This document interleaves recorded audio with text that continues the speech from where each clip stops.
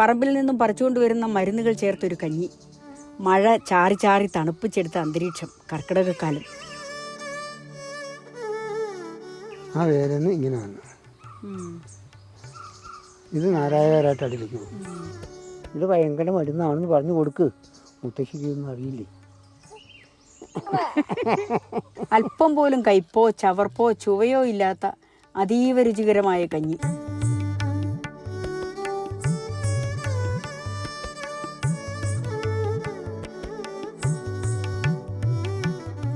ഉറക്കച്ചടവോടെ തുമ്പച്ചെടി അടുക്കളയിലേക്ക് എത്തി നോക്കി. ജഗത്തിന് തുമ്പപ്പൂ പാലുണ്ടാക്കാനുള്ള പുത്തൻ തുമ്പപ്പൂക്കൾ എത്തിയിട്ടുണ്ട് എന്നറിയിച്ചു. സൂര്യകുമാരൻ മായവനിൽ കയറി കാഴ്ചകൾക്ക് നിറം കൊടുത്തു തുടങ്ങിയപ്പോൾ മുത്തശ്ശനും മുത്തശ്ശിയും പാചകശാല വിട്ട് പറമ്പിലേക്ക് ഇറങ്ങി. മുത്തശ്ശി ചോദിച്ചത് കൊണ്ട് മാത്രം അവൻ കുറച്ചു നേരം കൂടെ കൂടി.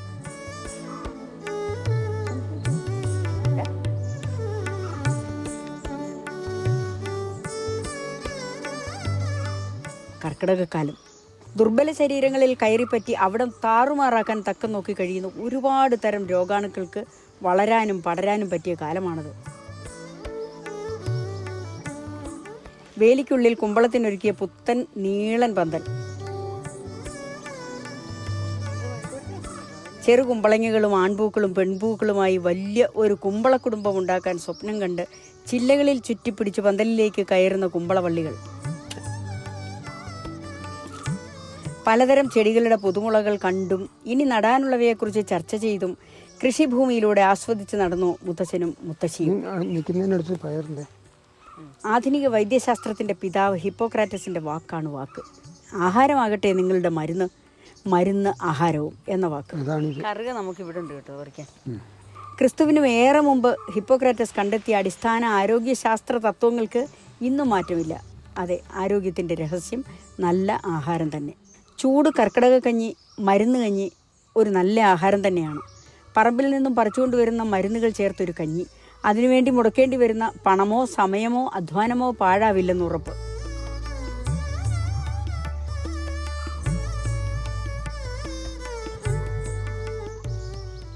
മറ്റ് കളച്ചെടികളിൽ നിന്ന് യാതൊരു പ്രത്യേകതയും കാണിക്കാതെ, യാതൊരു പരിഗണനയും അവകാശപ്പെടാതെ അവരിൽ ഒരാളായി ഒതുങ്ങിക്കഴിയുന്നവരാണ് ദശപുഷ്പത്തിലെ 10 പേരും. മുക്കുറ്റി, തിരുതാളി, കറുക, നിലപ്പന, ചെറുള, മുയൽച്ചെവിയൻ, പൂവാങ്കുരുന്നില, ഒഴിഞ്ഞ, കയ്യുണ്യം, വിഷ്ണുക്രാന്തി എന്നിവയാണ് ആ 10 പേര്. 10 പേർക്കും പുഷ്പങ്ങളുണ്ടെങ്കിലും പുഷ്പങ്ങൾക്ക് ശ്രദ്ധേയമായ പ്രത്യേകതകളൊന്നുമില്ല.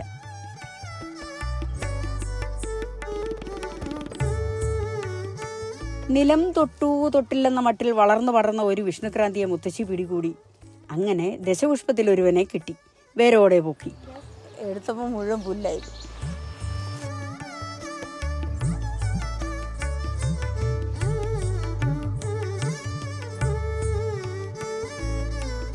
നീണ്ടു മെലിഞ്ഞ കൈകളിൽ വിളറിയ നീലപ്പൂക്കൾ താങ്ങിപ്പിടിച്ച ഒരു പടർപ്പൻ സുന്ദരി.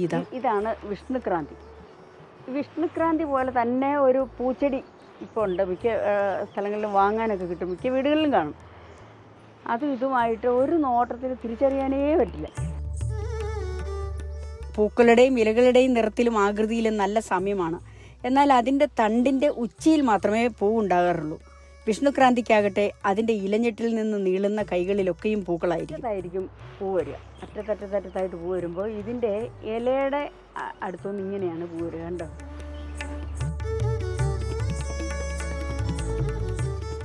ഓരോ മുട്ട ഇതുണ്ട് ഇങ്ങനെ, ഓരോ ഇലയോട് ചേർന്നാണ് അതിൻ്റെ.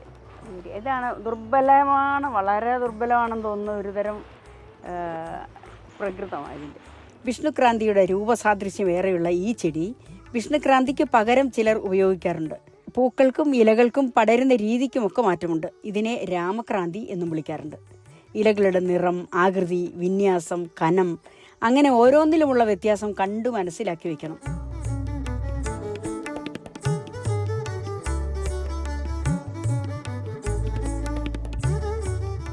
ഇത് വിഷ്ണുക്രാന്തി നോക്ക്. ഇത് വേറെ, ഇതിൻ്റെ പേരെനിക്കറിയില്ല. പൂവൊക്കെ തിരിച്ചറിയുന്നില്ല എങ്കിൽ ഒരു ഊഹം വെച്ച് പറിക്കുകയാണെങ്കിൽ ഇത് അറിയാതെ പറിച്ചു പോകും. ഇതിപ്പോൾ രണ്ടും അടുത്തടുത്ത് നിൽക്കുന്നതുകൊണ്ട് നമുക്ക് തിരിച്ചറിയാൻ പറ്റും. ഇതിൻ്റെ അടിയിലത്തെ ഇലയാണെന്നോ അല്ലെ അങ്ങനെ എന്തെങ്കിലുമൊക്കെ തോന്നാം. പിന്നെ ഇലയ്ക്ക് ഇത് ഇങ്ങനെയാണ് ഇതിൻ്റെ ഇല ഇത്തിരി ഉരുണ്ടിട്ടാണ്. നല്ല സാമ്യമുണ്ട്, നല്ല വ്യത്യാസമുണ്ട്.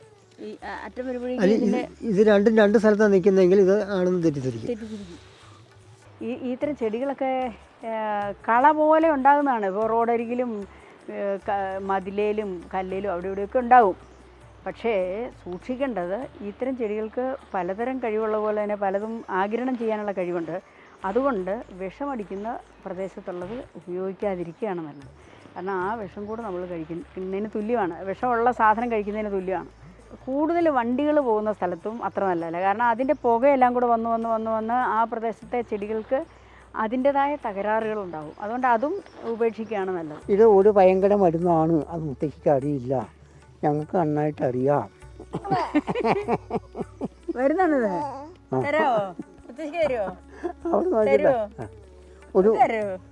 ഞങ്ങളുടെ ഒരു അഭിമുഖം എടുത്തേരാ കേട്ടോ. പരസ്പരം സഹകരിക്കുന്ന നിലപാടുകളുള്ളതും പരസ്പരം എതിർക്കുന്ന നിലപാടുകൾ ഇല്ലാത്തതുമായ സദ്ഗുണസമ്പന്നരായി ആരോഗ്യ സേവന സന്നദ്ധരായി നിൽക്കുന്ന 10 മരുന്ന് ചെടികൾ, അതാണ് ദശപുഷ്പം. ദശപുഷ്പത്തിലെ മറ്റൊരുവൻ ഇത് നിലപ്പനയാണ്. പനയുടെ തയ്യുമായി നല്ല സാമ്യമുണ്ട്. വയമ്പ്, ലിലി ചെടി ഒക്കെയുമായും നേരിയ ഛായ തോന്നാം. നിലപ്പനയുടെ പരുക്കനിലയും കരിമ്പച്ച നിറവും വളരെ വ്യത്യസ്തമാണ്, ഓർത്തുവയ്ക്കാം. നിലപ്പനയ്ക്ക് ഒരു രസമുള്ള സ്വഭാവമുണ്ട്. ഈ നിലപ്പനയുടെ ഈ ഒരു ഇലയെന്നോ വല്ലതും പറയാം, അതിങ്ങനെ വന്ന് ഇങ്ങോട്ട് വന്ന് ഇതിൻ്റെ ഇവിടെ നോക്ക്, അതൊരു പുതിയ കുടുംബം ഉണ്ടാക്കി. കണ്ടോ? അതിൻ്റെ അറ്റത്തുനിന്നാണ് അതിൻ്റെ രണ്ടാമതൊരു തലമുറ ഉണ്ടാകുന്നത്. ഇതിൻ്റെ അറ്റം ഇങ്ങനെ പോയിട്ട് അവിടെ നിലത്ത് കുത്തിയിട്ട് അവിടെ നിന്നൊരു പുതിയ കുഞ്ഞുണ്ടായി വന്നു. ഇത് ഒരു നിലപ്പനയാണ്. ഇത് അതിൻ്റെ പൂവാണ്, അതിൻ്റെ മൂട്. ഇത് അതിൻ്റെ മൂട്. അതിൻ്റെ മൂട്ടിൽ നിന്ന് കുഞ്ഞു തൈകൾ ഉണ്ടാകുന്നുണ്ട്. ഇത് ചെറിയ തൈയാണ്.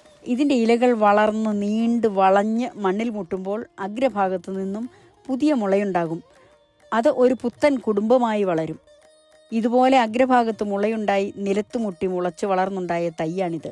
പുതിയ ഗൃഹനാഥൻ അല്ലെങ്കിൽ ഗൃഹനാഥ.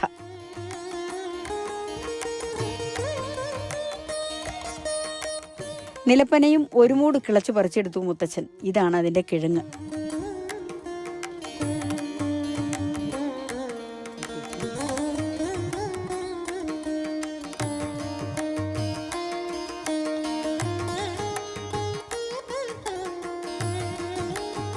ദശപുഷ്പത്തിലൊന്ന് വള്ളിയുഴിഞ്ഞ. ഇന്ദ്രവല്ലരി എന്നൊരു സുന്ദരനാമധാരി, ഹൃദയവാഹിനി, ഹൃദയത്തെ വഹിക്കുന്നവൾ. തൻ്റെ ചങ്കുകളായ മക്കളുടെ മേനിയിൽ ഹൃദയരൂപം പച്ചകുത്തിവെച്ച പച്ചയായ ഒരമ്മ.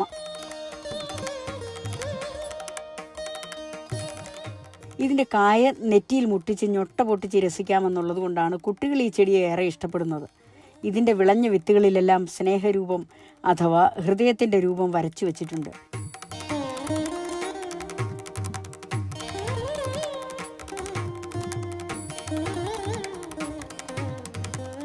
ഉഴുങ്ങിയാണെന്ന് തോന്നിപ്പിക്കുന്ന മറ്റൊരു വള്ളിയുടെ ചെടിയുണ്ട് ഇവിടെ. ഇതുതന്നെ. വള്ളി പടരുന്ന രീതിയും ഇലകളുടെ സാമ്യവും കണ്ടില്ലേ? നന്നായി ശ്രദ്ധിച്ചാൽ വ്യത്യാസം മനസ്സിലാക്കാം.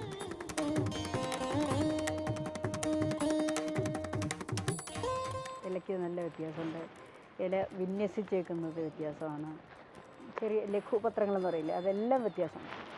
പക്ഷെ ഒരു നോട്ടത്തിന് വള്ളി ഒഴിഞ്ഞ പോലെ തന്നെ.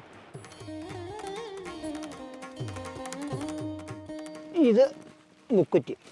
മുത്തച്ഛൻ ഒരു മൂട് മുക്കുറ്റി പറിച്ചു. ഒരു ദശപുഷ്പൻ. തെങ്ങിൻ്റെ ഒറ്റത്തടി പോലൊരു തണ്ട്, തെങ്ങോല പോലുള്ള ഇല നിറഞ്ഞ മണ്ട, നിലംതെങ്ങ് എന്നൊരു വിളിപ്പേരുമുണ്ട്. അധികം അപരന്മാരില്ലാത്ത മുക്കുറ്റിയെ തിരിച്ചറിയാത്തവർ കുറവായിരിക്കും. നല്ല രസമുണ്ട്. മുത്തശ്ശിയുടെ തിരുതാളി വിവരണം ഒരിടത്ത്. ഇതിൻ്റെ ഹൃദയാകൃതി എന്ന് പറയുന്നത് ഇവിടെ ഇങ്ങനെ വരുമ്പോഴേക്കും വളഞ്ഞിങ്ങനെ ചുഴിഞ്ഞ് വരുന്നൊരു രീതിയുണ്ട്. ഒരു തിരുതാളിക്കുട്ടിയെ മൂടോടെ പൊക്കി മുത്തച്ഛൻ.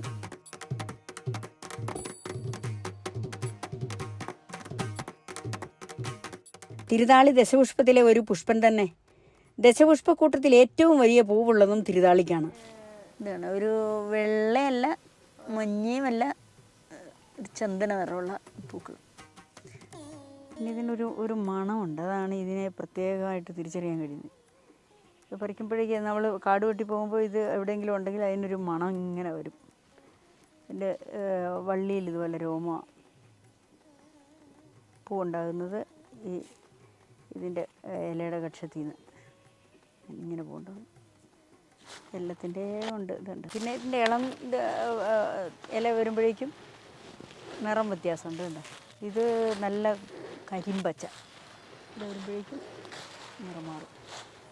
കഞ്ഞിയുടെ ആവശ്യത്തിന് നമുക്ക് ചെറിയൊരു ചെടി മതി, ഇതും വലുതാണ്. തിരുതാളി ഇല പോലെ ഹൃദയാകൃതിയുള്ള ഇലകളുമായി ഒരുപാട് വള്ളിച്ചെടികളുണ്ട് ഇവിടെ. ചിറ്റമൃത് എന്ന ദിവ്യ ഔഷധം അതിലൊന്നാണ്. ഇത് അമൃതാണ്, ഇതാണ് ചിറ്റമൃത്. എന്തൊരു സാമ്യം! കടുത്ത കയ്പുള്ള തീവ്ര ഗുണങ്ങളുള്ള ഈ തീവ്രവാദിയെ കർക്കിടക കഞ്ഞിയിൽ ഞങ്ങൾ ചേർക്കാറില്ല. ഇത് തിരുതാളി.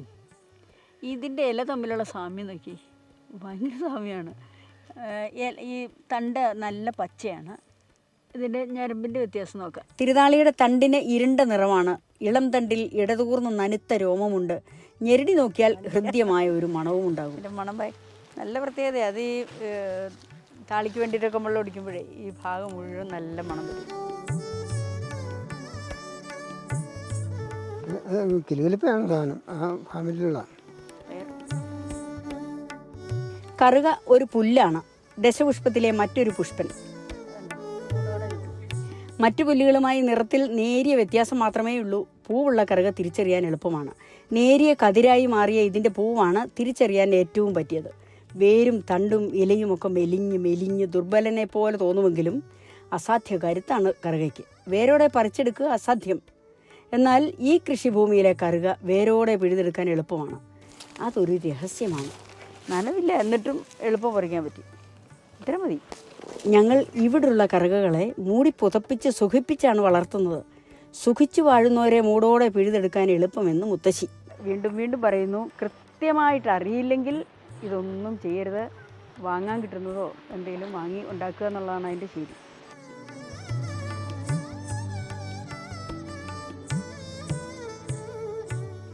ഇത് പൂവാങ്കുരുന്നില. ഇതിൻ്റെ തൊട്ടടുത്ത് തന്നെ മുയൽച്ചെവിയൻ, വിഷ്ണുക്രാന്തി.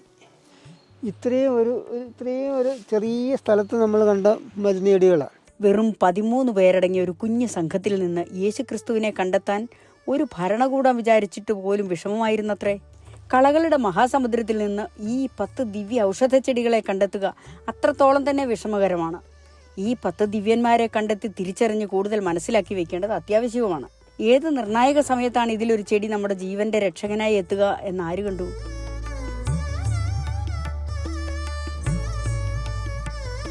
രോഗങ്ങളെ ചെറുക്കാനുള്ള ശക്തി ശരീരത്തിനുണ്ടാകാനും ശരീരത്തിലടിഞ്ഞുകൂടി കിടക്കുന്ന മാലിന്യങ്ങൾ പുറന്തള്ളാനും ആന്തരാവയവങ്ങളുടെ പ്രവർത്തനങ്ങൾ സുഗമമാക്കാനുമൊക്കെയാണ് സാധാരണയായി കർക്കിടക കഞ്ഞി ഉണ്ടാക്കുന്നത്.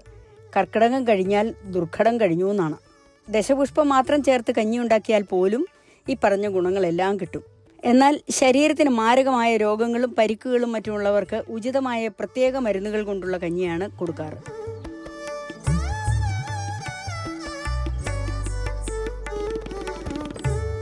ഇതാണ് പൂവാങ്കുരുന്നില, ഇത് മുയൽച്ചെവിയൻ. രണ്ടും ദശപുഷ്പന്മാർ തന്നെ. ഇതിൻ്റെ രണ്ടിൻ്റെയും പൂക്കൾ ഒരുപോലെയാണ്, പക്ഷേ ഇലയിൽ വരുമ്പോൾ വ്യത്യാസമുണ്ട്. ഇത് സാധാരണ ഇല പോലെ ഞെട്ടുമൊക്കെ ആയിട്ട് ഇങ്ങനെ ഫിറ്റ് ചെയ്തിരിക്കും. ഇതിനെല്ല ഇവിടുന്ന് തന്നെ അതിനൊരു പ്രത്യേക ആകൃതിയൊക്കെ വരിക. ഇവിടെ ഒരു ശകലം ചെവി പോലെയുണ്ട്. അവർ ഒരേ കുടുംബത്തിൽ പിറന്നവരാണല്ലോ. പൂവാങ്കുരുന്നിലയുടെയും മുയൽച്ചെവിയൻ്റെയും അപരന്മാരായി ഒരുപാട് കളച്ചെടികളുണ്ട്. മുയൽച്ചെവിയന് ഇവിടെ ഒരു അപരനുണ്ട്. ബന്ധു തന്നെയാണ്. കുട്ടികളായിരിക്കെ തിരിച്ചറിയാനേ പറ്റില്ല, അത്ര സാമ്യം. നോക്ക്, ഇലകളുടെ ആകൃതിയിലും നിറത്തിലും ഒക്കെ നല്ല സാമ്യമല്ലേ. ഒരു പ്രത്യേക പച്ച നിറമാണ് രണ്ടിനും. പക്ഷേ സൂക്ഷിച്ചു നോക്കിയാൽ ആളെ പിടികിട്ടും, കള്ളി തെളിയും. ഒരാവേശത്തിന് പോയി കർക്കിടക കഞ്ഞി ഉണ്ടാക്കരുത്. പച്ചമരുന്നുകൾ തീരെ അറിയാത്തവർക്ക് ഏറെ പരിചിതമായ പ്ലാവില ഞെട്ട് മാത്രം ഇട്ടോ നല്ലപോലെ അറിയാവുന്ന ഏതെങ്കിലും മരുന്ന് ചെടികൾ ചേർത്തോ കഞ്ഞി ഉണ്ടാക്കാം. ചെടികളൊന്നും അറിയില്ലെങ്കിൽ അയമോദകം, ചതകുപ്പ, ആശാളി, ഇഞ്ചി, വെളുത്തുള്ളി, മഞ്ഞൾ, കുരുമുളക് എന്നിവയിൽ ഏതെങ്കിലുമൊക്കെ ഉപയോഗിച്ച് കഞ്ഞി ഉണ്ടാക്കാം. അബദ്ധം കാണിക്കരുതെന്ന് സാരം.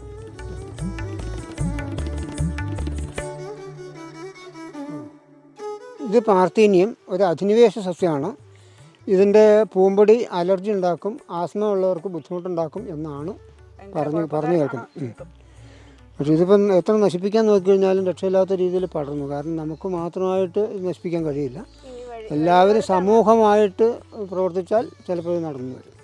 നമ്മുടെ പറമ്പിൽ അധികം ഇല്ലാത്ത മൾച്ച് ചെയ്യുന്നുണ്ട്. ഞങ്ങൾ സർക്കാർ അധ്യാപകരായിരുന്ന കാലത്ത് ഇത് പടരാതിരിക്കാൻ പല പണികളും ചെയ്തു നോക്കി, ഫലം കണ്ടില്ല. മണ്ണ് തുറന്നു കിടക്കാതിരുന്നാൽ ഇത് പടരാതിരിക്കുമെന്ന് ഞങ്ങൾ പിന്നീട് പരീക്ഷിച്ചറിഞ്ഞു.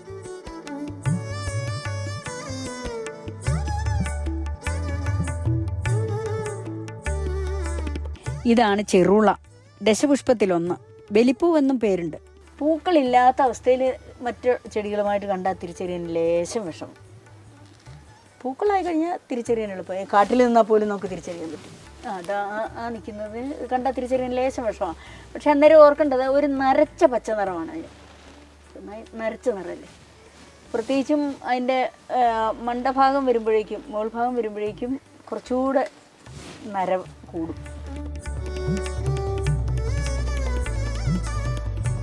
കർക്കിടകത്തിൽ മരുന്ന് കഞ്ഞി ഉണ്ടാക്കേണ്ടപ്പോഴും ധനുമാസത്തിൽ തിരുവാതിരയ്ക്ക് പാതിരാപ്പൂ ചൂടേണ്ടപ്പോഴും വളരെ കുറച്ചുപേരുടെ ഇടയിൽ ദശപുഷ്പം ചർച്ചയാവാറുണ്ട്. ഇന്ന് സ്കൂൾ പാഠ്യപദ്ധതിയിൽ ദശപുഷ്പം ഉൾപ്പെടുത്തിയിട്ടുണ്ടെന്നറിയുന്നു. ദശപുഷ്പം തിരിച്ചറിയാൻ പഠിക്കണം, ഗുണങ്ങളും ഉപയോഗങ്ങളും പഠിക്കണം, സംരക്ഷിക്കാൻ ശ്രമിക്കണം. ദശപുഷ്പം മാത്രമല്ല, ഇതിൽ പറയുന്ന മരുന്ന് ചെടികൾ മാത്രമല്ല, നമ്മുടെ ചുറ്റുവട്ടത്തിൽ വളരുന്ന ചെടികളൊക്കെ തിരിച്ചറിയാൻ പഠിച്ചിരിക്കണം.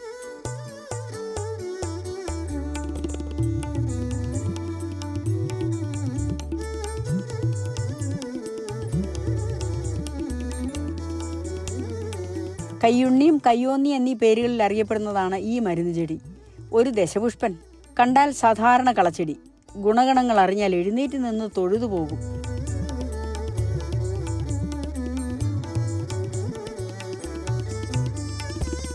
ഇത് ഉണ്ട്, ഇതിൻ്റെ പൂവ് ഒക്കെ ഭയങ്കര തിരിച്ചറിയാൻ പാകത്തിനുള്ള പൂവാണ് ഇതിൻ്റെ.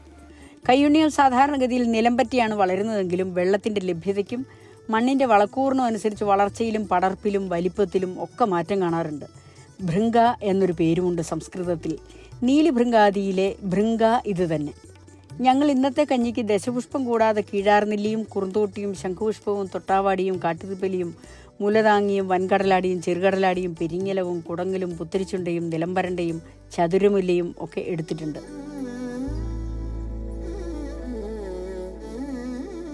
ഇന്നത്തെ ശാസ്ത്ര സാങ്കേതിക പുരോഗതിയൊന്നും ഇല്ലാതിരുന്ന ആ കാലത്ത് പ്രാചീനർ എന്ന് നമ്മൾ വിളിക്കുന്ന നമ്മുടെ പൂർവികർ ഓരോ ചെടിയുടെയും ഗുണങ്ങളും ദോഷങ്ങളും രോഗങ്ങളുമായുള്ള ബന്ധവുമൊക്കെ അനുഭവശാസ്ത്രത്തിൻ്റെ വെളിച്ചത്തിൽ കണ്ടെത്തിയിരുന്നു.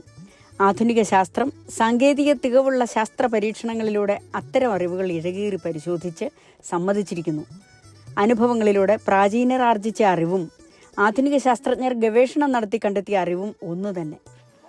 ഭയങ്കര പണക്കാണോ? മുത്തശ്ശി ശരിക്കും കൂട്ട് വെട്ടിയോ? മുത്തശ്ശിയോട് കൂട്ട് വെട്ടിയോ? വരുന്നുണ്ട്. അത് അങ്ങോട്ട് നോക്കുന്നല്ലേ ഉള്ളൂ.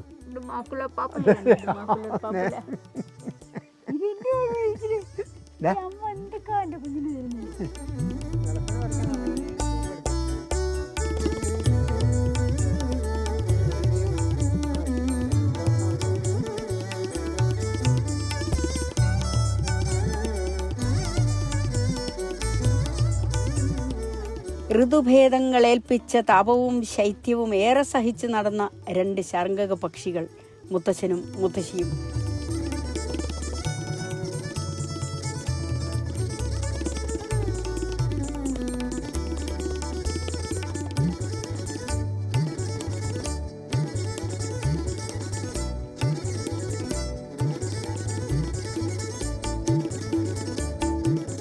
കുറുന്തോട്ടി പലതരമുണ്ട്. ഇത് ആനക്കുറുന്തോട്ടി, ചൂല് കുറുന്തോട്ടി എന്നൊക്കെ പറയുന്ന കുറുന്തോട്ടി. ചൂലിനായി അട്ടപ്പാടിയിലുള്ളവർ ഇത് വൻതോതിൽ വെട്ടി ഉണക്കി ശേഖരിച്ചു വയ്ക്കും. മരുന്നിനെടുക്കാറില്ല. ഇതാണ് മരുന്നിനെടുക്കുന്ന പ്രസിദ്ധമായ കുറുന്തോട്ടി. ഇത് ദശപുഷ്പനൊന്നുമല്ല. ഇലകളുടെ പ്രകടമായ വ്യത്യാസമാണ് തിരിച്ചറിയൽ എളുപ്പമാക്കുന്നത്. നിറം, വലിപ്പം, ആകൃതി, അരിമ്പ്, ശാഖകളുടെ വിന്യാസം എന്നിങ്ങനെ എല്ലാം വ്യത്യസ്തമാണ്. കുറുന്തോട്ടി വേരാണ് കർക്കിടക കഞ്ഞിക്ക് വേണ്ടത്. ഇവിടെ വെച്ച് ഇത് മുറിക്കാം. ഇവിടെ മുതൽ വേരെന്നുള്ള കണക്ക് കൂട്ടിയിട്ട് ഇത് മുഴുവൻ എടുക്കും. എന്നിട്ട് ഇതിൻ്റെ തൊലി ഉരിഞ്ഞെടുത്തിട്ട് ആ തൊലിയാണ് നമ്മൾ കഞ്ഞിക്ക് ഉപയോഗിക്കുന്നത്. അരച്ചിട്ടുണ്ട് ചുണ്ടവേര് വേണം.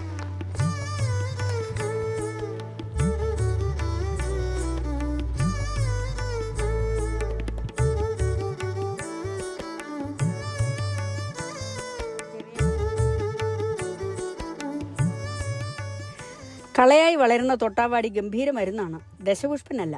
തൊട്ടാലുടൻ മിഴികൂമ്പി അടയും. അതിന് നാണമായിട്ടാണത്രേ. അതുകൊണ്ടാണ് ഇതിന് ലജ്ജാലു എന്ന പേര് വന്നതെന്ന്. ഇത് പ്രമേഹം ഉൾപ്പെടെ പല മുന്തിയതരം രോഗങ്ങൾക്ക് മരുന്നായി ഉപയോഗിക്കാറുണ്ട്. ഇത് കഞ്ഞിയിൽ ചേർക്കാനാണ്. ഒരു കുഞ്ഞു മൂട് മതി.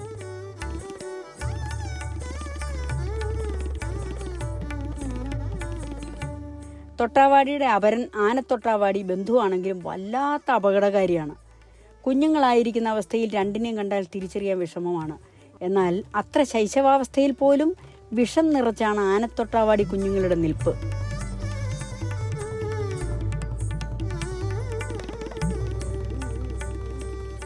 ഇരുണ്ട നിറത്തിലാണ് തൊട്ടാവാടി, ഇളം പച്ച നിറത്തിൽ ആനത്തൊട്ടാവാടി.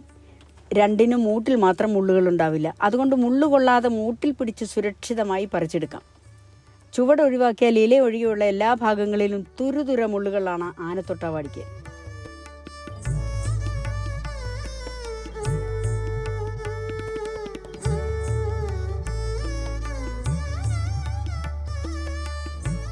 എന്നാൽ തൊട്ടാവാടിക്ക് ഇലഞ്ഞെട്ടിൽ 2 മുള്ള്, 2 ഇലഞ്ഞെട്ടുകൾക്കിടെ 1 മുള്ള് എന്നിങ്ങനെ ഒരു ചിട്ടയൊക്കെ ഉണ്ട്.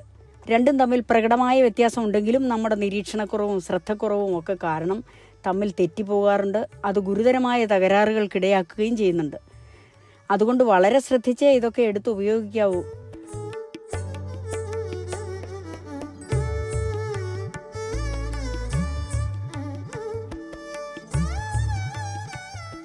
ഇതാണ് മുലതാങ്ങി.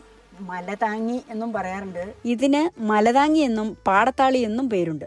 മുലപ്പാൽ കൂടാനും പ്രസവശേഷം മുലയ്ക്കുണ്ടാകുന്ന കല്ലിപ്പും പഴുപ്പും നീരുമൊക്കെ മാറാനും മുല ഇടിഞ്ഞു തൂങ്ങാതിരിക്കാനും ഒക്കെ സഹായിക്കുന്ന ശ്രേഷ്ഠമായ മരുന്നായതിനാലാവാം മുലതാങ്ങി എന്ന് വിളിക്കുന്നത്. തിരുതാളിക്ക് മുലതാങ്ങിയുമായി സാമ്യമുണ്ട്.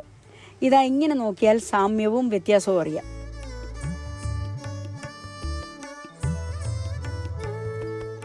മുലതാങ്ങി ഒന്നാന്തരം മരുന്നാണ്. ഞങ്ങളത് മരുന്ന് കഞ്ഞിയിൽ ചേർക്കും. ഒരു ചെറിയ മൂട് മുലതാങ്ങി പറിച്ചെടുത്തു. ഔഷധമായിട്ടുള്ള മരുന്നായിട്ടുള്ള ഒരുപാട് ചെടികളുണ്ട് ഇവിടെ. കർക്കിടക കഞ്ഞിയിൽ ഉപയോഗിക്കാൻ കൊള്ളാവുന്ന ഒരുപാട് ചെടികളുണ്ട്. ഇത് എല്ലാം ഒന്നിച്ച് പറിച്ചുകൊണ്ട് പോയിട്ട് ഉപയോഗിക്കണമെന്നില്ല. പക്ഷേ ഇത് പരിചയപ്പെടുത്തുന്നത് എന്താണെന്ന് വെച്ചാൽ നമുക്ക് എല്ലാ സ്ഥലത്തും തിരുതാളി ഉണ്ടായിക്കോണമെന്നില്ല. അങ്ങനെയാണെങ്കിൽ ഇതിലേതെങ്കിലും ഇപ്പോൾ കുറുന്തോട്ടി മാത്രമേ ഉള്ളൂ എങ്കിലും കുറുന്തോട്ടി നമുക്ക് കൃത്യമായിട്ട് തിരിച്ചറിയാനും പറ്റുമെങ്കിൽ കുറുന്തോട്ടി മാത്രം, അതിൻ്റെ വേര് മാത്രം എടുത്തിട്ട് കഞ്ഞി ഉണ്ടാക്കാൻ പറ്റും.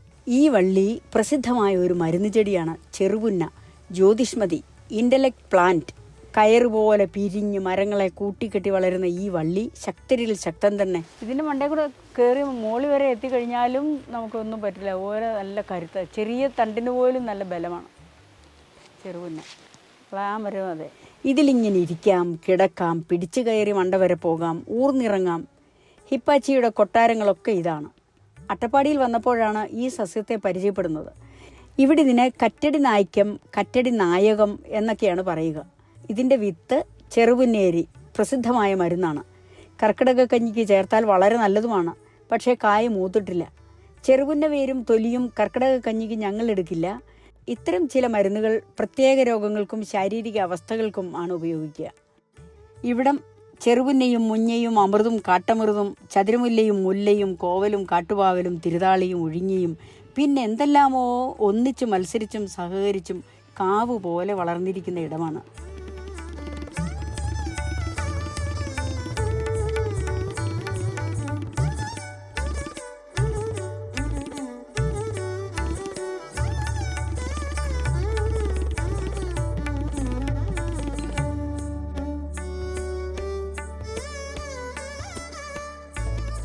ഇത് ശംഖുപുഷ്പമാണ്, ദശപുഷ്പമല്ല. പൂന്തോട്ടച്ചെടി ആയതുകൊണ്ട് എല്ലാവർക്കും പരിചിതമായിരിക്കും. വെള്ളയും നീലയും പൂക്കളുണ്ടാകുന്ന 2 തരം ശംഖുപുഷ്പമുണ്ടല്ലോ. ഇതും സമൂലം എടുക്കാമെങ്കിലും വളരെ വലിയ മൂടായതുകൊണ്ട് കുറച്ച് ഇലകൾ മാത്രമേ ഇന്ന് എടുക്കുന്നുള്ളൂ.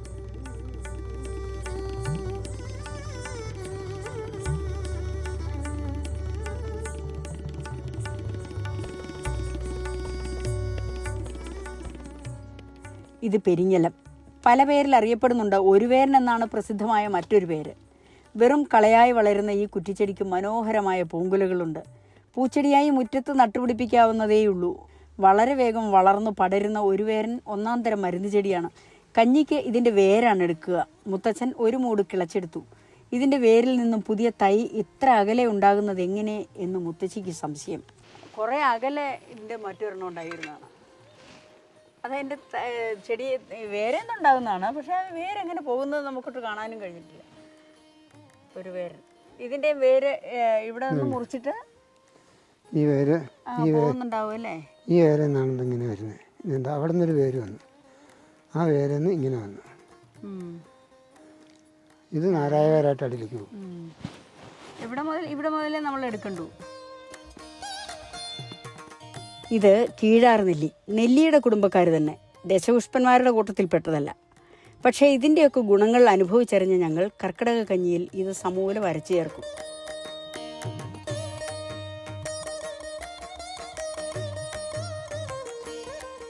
ഇത് കുടങ്ങലും നമ്മൾ കഞ്ഞിക്ക് വേണ്ടിയിട്ട് ഉപയോഗിക്കുന്നതാണ്. ഇത് മരുന്നാണ്. നേരത്തെ നമ്മൾ ഇതിനകത്ത് കാണിച്ചിട്ടൊക്കെ ഉള്ളത്. ഗുണനായകനാണ്, തിരിച്ചറിയാൻ എളുപ്പമാണ്. കടും പച്ചനിറം, തലച്ചോറുമായുള്ള സാമ്യം, നീണ്ട തണ്ടിലെ നാളി, നല്ല മണം എല്ലാം തിരിച്ചറിയത്തക്കതാണ്. ഇതും തണ്ട് നീണ്ടുപോയി മണ്ണിൽ മുട്ടുന്നിടത്ത് പുതിയ കുടുംബം ഉണ്ടാക്കുന്നവരാണ്. ഇത് ചതുരമുല്ലയാണ്. ഇതൊരു വലിയ വള്ളിയായി പറഞ്ഞ പോലെ ഇങ്ങനെ കയറി പോയേക്കുക. ഇത് കുറേ വള്ളികളെല്ലാം കൂടി കലർന്ന് കിടക്കുകയാണ്. ഇതിൻ്റെ തണ്ട് ചതുരമാണ്, നല്ല ചതുരത്തിലിരിക്കുന്നത്. ചതുരമുല്ലയുടെ കുറച്ച് തളിരിലകൾ പറിച്ചെടുത്തു. കുറച്ച് മതി, ഇത് ഒരുപാട് വേണ്ട. കുറച്ച്. ഉളുക്ക്, ചതവ്, നീര്, സന്ധിവേദന, പ്രമേഹം, ആസ്മ, വേരിക്കോസ് വെയിൻ, നീർക്കെട്ട് എന്നിവയ്ക്കെല്ലാമുള്ള ചികിത്സയുടെ ഭാഗമായി ചതുരമുല്ലയില മാത്രം അരച്ച് കഞ്ഞി ഉണ്ടാക്കാറുണ്ട്. മുല്ലയുടെ കുടുംബക്കാർ തന്നെയാണ് ചതുരമുല്ല. മടക്കിയാൽ ചുളുങ്ങാത്ത ഇല.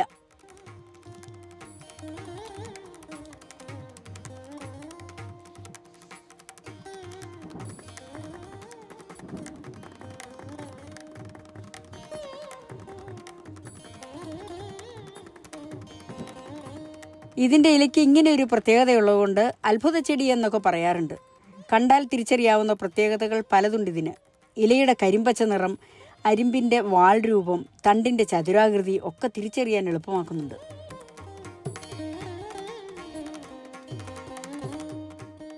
ഇത് കാട്ടുതിപ്പലിയ.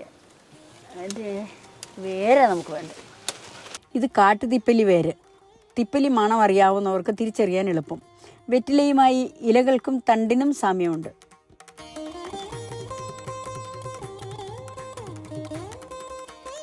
ആലിൻ ചുവട്ടിലൊരു പച്ചമെത്ത, ചെറുകടലാടിയാണിത്.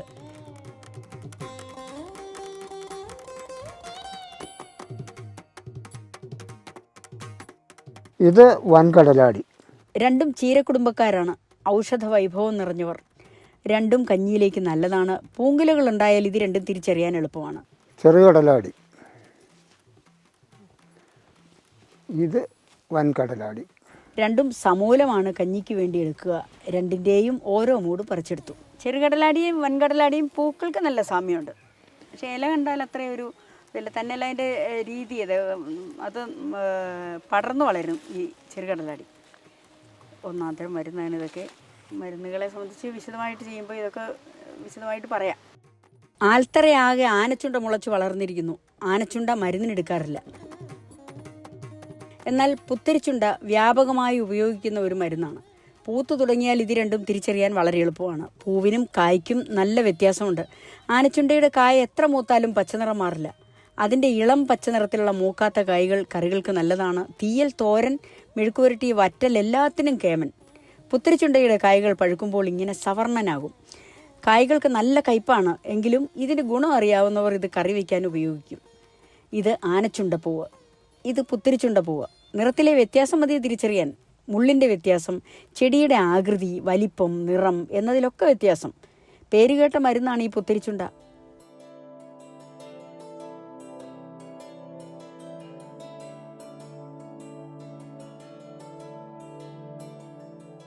മരുന്നുകൾ കൂടുതലും സമൂലമാണ് എടുത്തിരിക്കുന്നത്. ഓരോ മൂട് വീതം മതി 10 പേർക്കുള്ള കഞ്ഞിക്ക്. വലിയ മൂട് മാത്രമേ ഉള്ളൂവെങ്കിൽ ഇലകൾ മാത്രമോ ഇലകളും തണ്ടും ചേർത്തോ അതുമല്ലെങ്കിൽ വേരിൻ്റെ കുറച്ച് ഭാഗമോ എടുത്താൽ മതി. വേരുൾപ്പെടെ പറിക്കുന്നതിനാൽ മണ്ണും ചെളിയും ഒക്കെ ഉണ്ടാവും. നല്ല വൃത്തിയായി കഴുകണമെന്ന് പ്രത്യേകം പറയേണ്ടതില്ലല്ലോ. അതുപോലെ പ്രാണികൾ, മുട്ടകൾ, മറ്റു പല ചെടികളുടെ ഭാഗങ്ങൾ എന്നിങ്ങനെ വേണ്ടാത്തവ എന്തെങ്കിലും പെട്ടിട്ടുണ്ടെങ്കിൽ എല്ലാം നീക്കി വൃത്തിയാക്കിയിരിക്കണം. അങ്ങനെ കുളിച്ചു വൃത്തിയായി ഈറനോടെ എത്തി രാവിലെ പറിച്ചെടുത്ത മരുന്ന് ചെടികൾ ഓരോന്നും സൗകര്യാനുസരണം അടുക്കി വെച്ചു. തൊലി മാത്രം എടുക്കേണ്ട വേരുകളുടെ തൊലി ഉരിഞ്ഞെടുത്തു. അതും മറ്റു മരുന്നുകൾക്കൊപ്പമാക്കി അടുക്കി പിടിച്ച് നടുക്ക് വെച്ച് മുറിച്ചു. മുറികൾ രണ്ടും ഇങ്ങനെ ഒപ്പം വെച്ചു. അരിയാൻ എളുപ്പമാകും, ഒരുപോലെ മുറിഞ്ഞു വീഴും. ചെറു കഷ്ണങ്ങളായി അരിഞ്ഞു തീർത്തു. ഞാനും ഒന്നാന്തരം മരുന്നല്ലേ മുത്തശ്ശി എന്ന് തുമ്പ ഇടയ്ക്കിടെ എത്തി നോക്കി.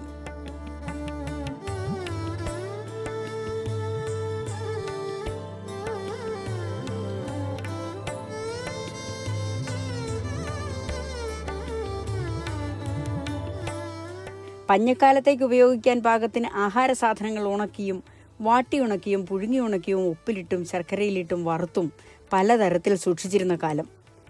അക്കാലത്ത് നെല്ല് കുത്തുമ്പോൾ നുറുങ്ങി വരുന്ന അരിയാണ് കർക്കിടക കഞ്ഞിക്കായി കരുതി വയ്ക്കുക. മരുന്ന് ചേർത്ത് കഞ്ഞി ഉണ്ടാക്കിയാൽ മരുന്ന് കഞ്ഞിയായി. എന്ത് മരുന്ന്, എന്തിനുള്ള മരുന്ന്, എത്രമാത്രം മരുന്ന് എന്നിങ്ങനെ ജീവിതത്തോട് ബന്ധമുള്ള അറിവ് എല്ലാവർക്കും തന്നെ ഉണ്ടായിരുന്നു. കുളിച്ചു വൃത്തിയായ അരകല്ലിനരികിൽ പച്ചമരുന്നും ഇന്ദുപ്പും ജീരകവും എത്തി. അരകല്ലിലേക്ക് മരുന്നിട്ടു, ഇന്ദുപ്പിട്ടു, അരച്ചു തുടങ്ങി. ഇന്ദുപ്പില്ലെങ്കിൽ കല്ലുപ്പ് ചേർത്താലും മതി. എന്തായാലും പച്ചിലകൾ ഉപ്പ് ചേർത്തരച്ചാലേ ചുവയ്ക്കാതിരിക്കൂ, രുചിയുണ്ടാവൂ.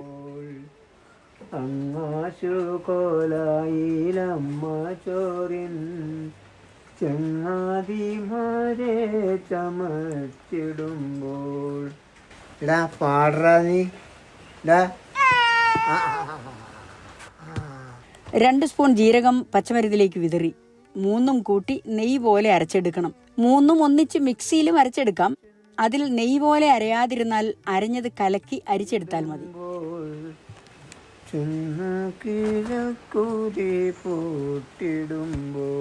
കർക്കിടക കഞ്ഞിയുടെ പ്രധാനികൾ നിരന്നിരുന്നു. അരി, ചെറുപയർ, ഉലുവ, തേങ്ങ. അരിയുടെ അളവിന്റെ പകുതി ചെറുപയർ, ചെറുപയറിന്റെ പകുതി ഉലുവ. ആശാളി ചേർക്കുന്നുണ്ടെങ്കിൽ ഉലുവയുടെ അളവിന്റെ പകുതിയാണ് വേണ്ടത്. ഇതിൽ ആശാളി ചേർക്കുന്നില്ല. കണക്കു ഭാഷയിൽ പറഞ്ഞാൽ അരിയും ചെറുപയറും ഉലുവയും 4 അംശബന്ധം 2 അംശബന്ധം 1 എന്ന അനുപാതത്തിൽ എടുക്കണം. തിളച്ച വെള്ളത്തിൽ ഞവരയേരി വീണു. ഇനി പച്ചവെള്ളം കണ്ടാലും ഞവര പേടിക്കുകയേയില്ല. ലഭ്യതയ്ക്കനുസരിച്ച് അരി ഏതിനവും ആകാം. എന്നിരുന്നാലും അരി തന്നെ മരുന്നായ പലതരം അരികളുണ്ട്. ഞവര, രക്തശാലി, കറുത്തരി എന്നിങ്ങനെ. അതുപോലെ ഏതെങ്കിലും ആണെങ്കിൽ ഗുണം എത്ര മടങ്ങാകുമെന്ന് ഊഹിക്കാമല്ലോ. മുത്തശ്ശി ഉരുളിയടച്ചു. ഈ സമയമൊക്കെയും അരകല്ല് പണിയിലായിരുന്നു. കരകരാന്നരിഞ്ഞു വെച്ചതെല്ലാം വെണ്ണ പോലെ അരച്ചെടുക്കണ്ടേ. അതിരാവിലെ മരുന്ന് പറിക്കാൻ ഇറങ്ങിയതല്ലേ മുത്തശ്ശ? ഞാൻ കണ്ടതാണല്ലോ. എന്നിട്ട് സന്ധ്യ കഴിഞ്ഞിട്ടും കർക്കിടക കഞ്ഞി വെന്തില്ലേ മുത്തശ്ശ എന്ന് കുഞ്ചു. ഈടാ, അത് വീഡിയോ എടുക്കാനുള്ളത് കൊണ്ടല്ലേ. എന്നത്തെയും പോലെ ഓടിപ്പോയി മരുന്ന് പറിക്കലല്ലായിരുന്നല്ലോ കുഞ്ചു. വിശദമായി കാണിക്കുകയും പറയുകയും ഒക്കെ വേണ്ടേടാ. കുഞ്ചുവിന് സമാധാനമായി. പുറത്ത് ഇടുക്കിക്കാരുടെ 40-ാം നമ്പർ നൂലുമഴ.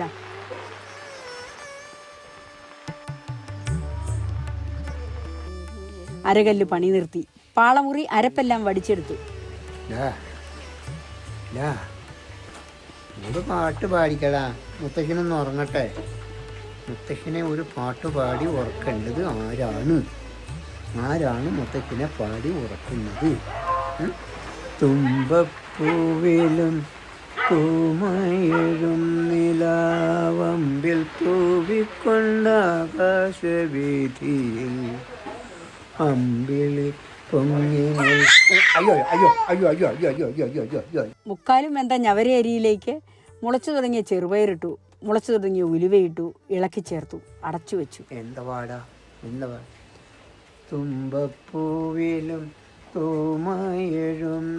ചെറുപയറും ഉലുവയും കഴുകി 10 മണിക്കൂർ വെള്ളത്തിലിട്ട് കുതിർത്ത് വെള്ളം ഊറ്റി വെച്ചിരുന്നതാണ്. രണ്ടും പയർ കുടുംബത്തിൽ ജനിച്ചവരാണ്. രണ്ടും മുളച്ചു തുടങ്ങി. മുളയ്ക്കുന്നതോടെ ഗുണം കൂടുമല്ലോ. മുളകൾ വളർന്ന് നീണ്ടു കഴിഞ്ഞാൽ വേകാൻ താമസമാകും. എന്നാൽ ഈ അവസ്ഥയിൽ വളരെ വേഗം വേകും. വെള്ളമേഘശകലങ്ങളാം തള്ളിച്ചു കൊണ്ടു ദേവകൾ വിണ്ണാകും. വെള്ളത്തിൽ വിളയാടി തുഴഞ്ഞുപോകും. വെള്ളിയോടമീതെന്നു അതെ, വേഗത്തിൽ വെന്തു കഴിഞ്ഞു. അരച്ചു വച്ചിരുന്ന പച്ചമരുന്ന് ചാലിച്ച് കഞ്ഞിയിലേക്ക് ചേർത്തു.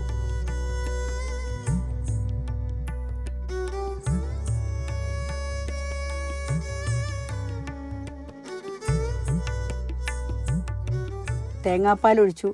കഞ്ഞി ഒന്ന് കുളിർന്നു.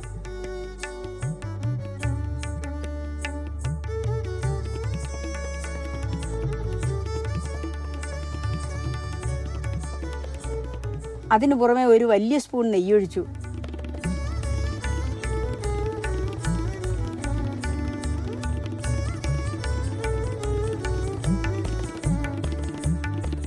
വാങ്ങി ഇളക്കി ചേർത്തു. ഇങ്ങനെ കൊഴുത്ത കഞ്ഞിയായി.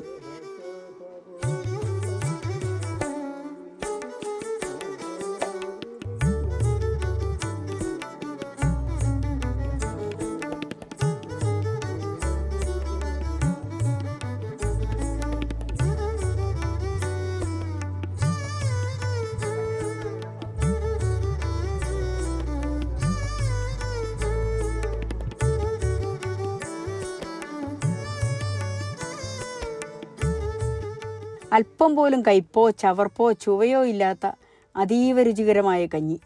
അടുപ്പിൽ ശേഷിച്ച കനൽ ഓരോരോ പപ്പടങ്ങളെ ചുട്ടുപൊള്ളിച്ചു.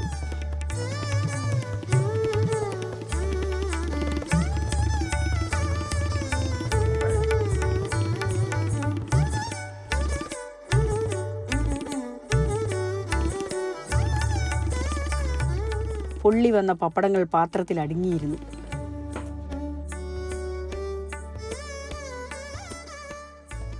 ആവി പാറുന്ന മരുന്ന് കഞ്ഞി ഓട്ടുകിണ്ണത്തിൽ വിളമ്പി കോട്ടിയ പ്ലാവിലയിട്ടു. ഈ കഞ്ഞി കുടിക്കാൻ ചുട്ട പപ്പടം തന്നെ ധാരാളം. ഈ കർക്കിടക നാളുകളിൽ തന്നെ പറമ്പിൻ്റെ ഓരോരോ കോണുകളിൽ നിന്ന് മുളങ്കൂമ്പുകൾ വിളിച്ചു പറയാൻ തുടങ്ങും, മുത്തശ്ശി മുത്തശ്ശ ഞങ്ങളെ കൂടി കൊണ്ടുപോകുമെന്ന്. അങ്ങനെയാണ് മുളങ്കൂമ്പ് തോരൻ ഉണ്ടാക്കേണ്ടി വന്നത്. അപ്പോൾ നമുക്ക് മുളങ്കൂമ്പ് തോരനും ചുട്ട പപ്പടവും കൂട്ടി കർക്കിടക കഞ്ഞി സേവിക്കാം.